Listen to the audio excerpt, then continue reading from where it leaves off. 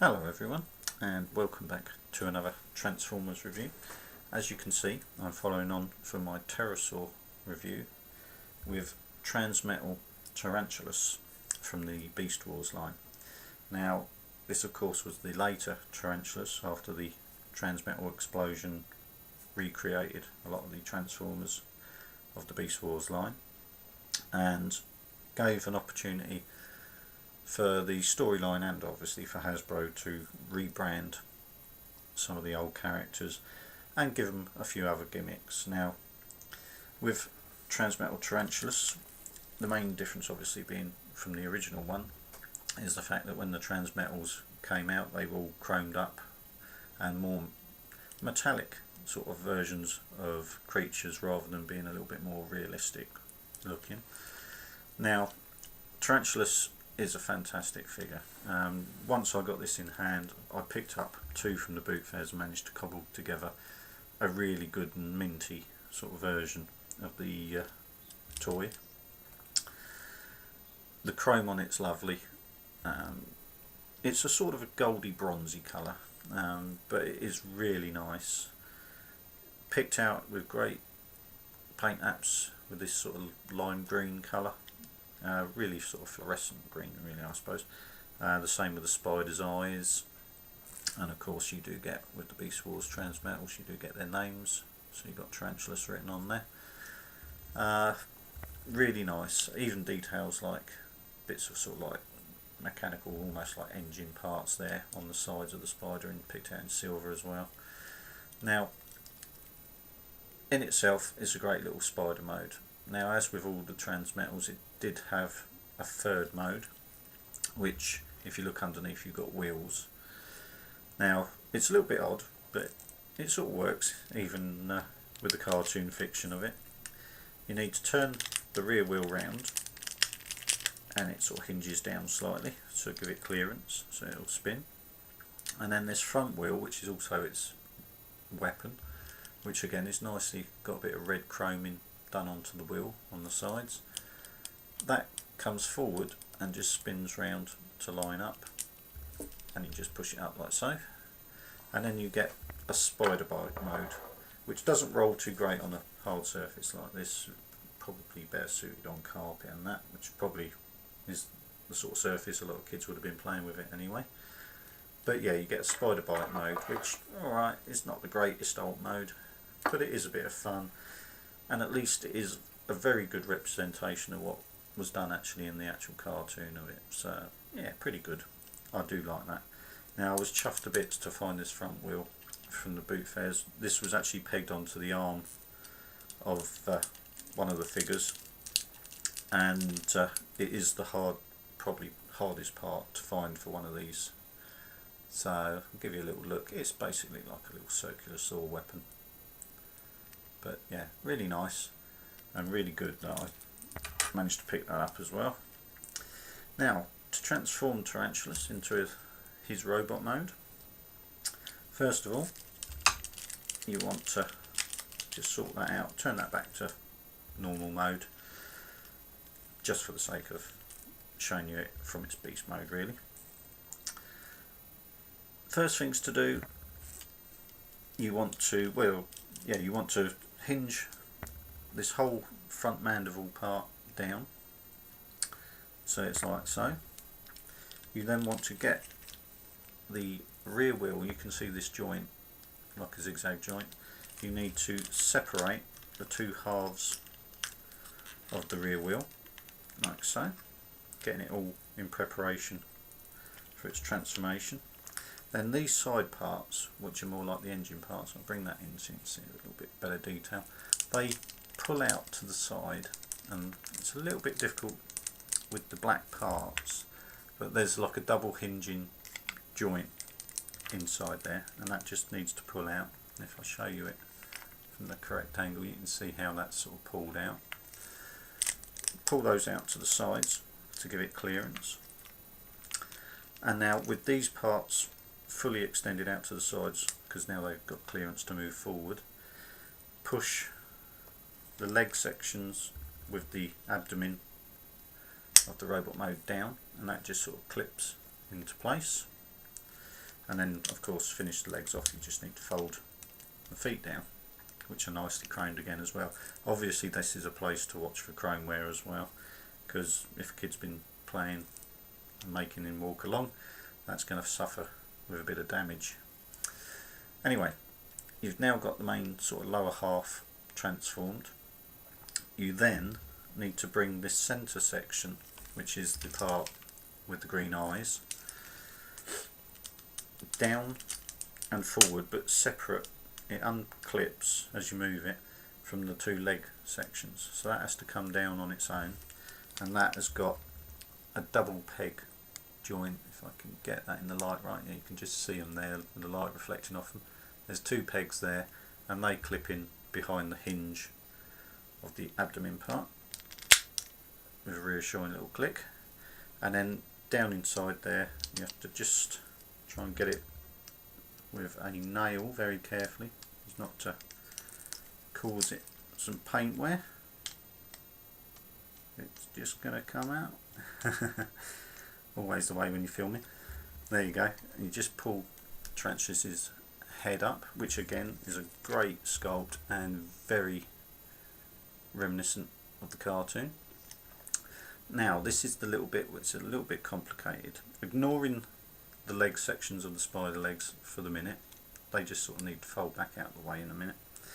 Now you take these side sections, which were the bits like the engines, bring it round on that double arm hinging part, but at the same time as you're bringing that round, you've got to bring up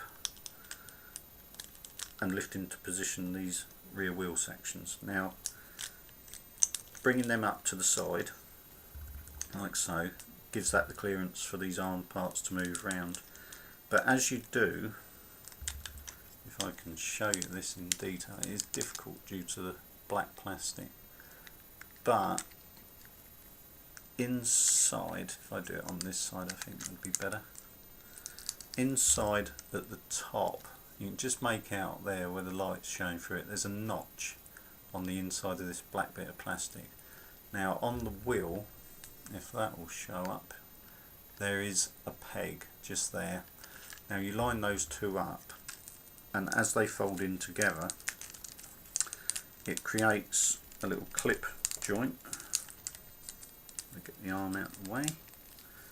It is a very fiddly little joint to get positioned, but when you do, it locks, that's it, it locks everything in place between these two sections just up in there, and you can then just bring the arm a little bit squarer, and that whole section now with the upper part, with the engine part of the arm and the shoulder, sort of what become the shoulder cannons effectively for Tarantulas in the cartoon, are all locked firmly in place.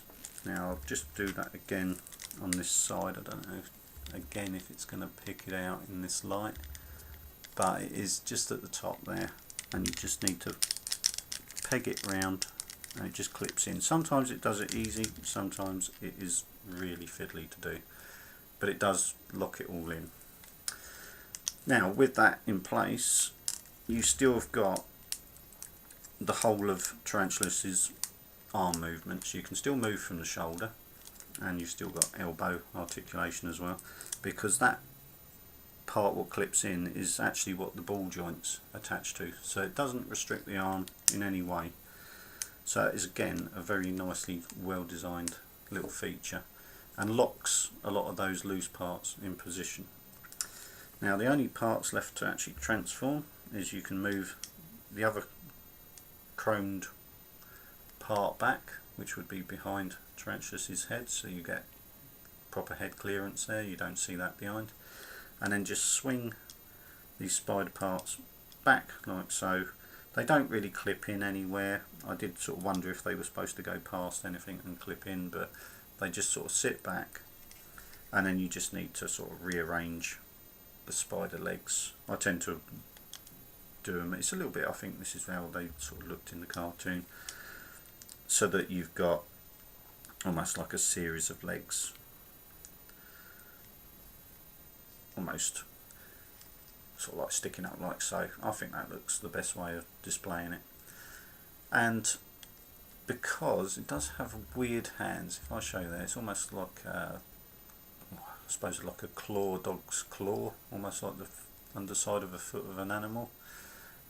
It's a weird hand, but even so, it's got a centre section between the three sort of claws, and you've got a thicker peg on the weapon, and that does actually clip in there, so it can actually hold his weapon properly. So again, really nicely designed.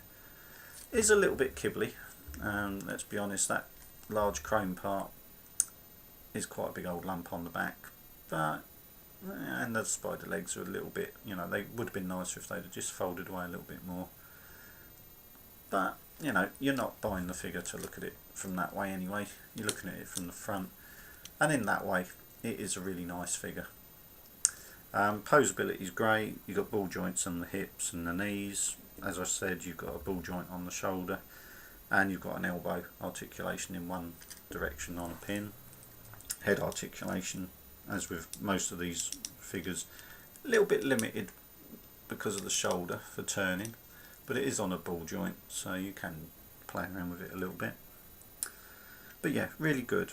Now the only sort of sides, like I said, downsides to the toy itself, watch out for chrome wear, especially the feet, which become the mandibles of the spider.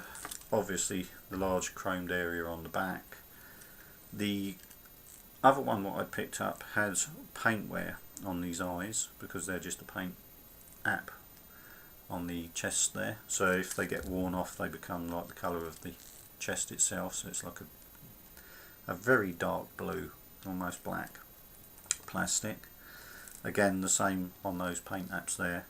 But another thing which I did notice, and I had to swap them around, they're all interchangeable, they're all identical, but the legs do suffer with stress marks. Now again, how abused, how heavily played with these figures have been, I don't know, but both of them had legs with stress marks. I have of course picked out the best legs to put on to the figure I'm keeping, so yeah, it's now complete and now in good condition. But certainly if you're picking one up second hand, you got to check that out, make sure there is in good condition as possible, and of course look for the weapon. The weapon, like I say, is probably the hardest part to find for one of these, so ideally if you can find one where it's got that, that's all the better. And of course there's a bit of silver paint apps on the side to watch for a bit of paint wear as well. But all in all, a fantastic Beast Wars figure. I must admit I'd never really got into the line when it was out. I wasn't quite buying Transformers then anyway, but I do have to admit that they are growing on me a lot more, especially the transmetals. I find them quite a good cross between the two kinds of things.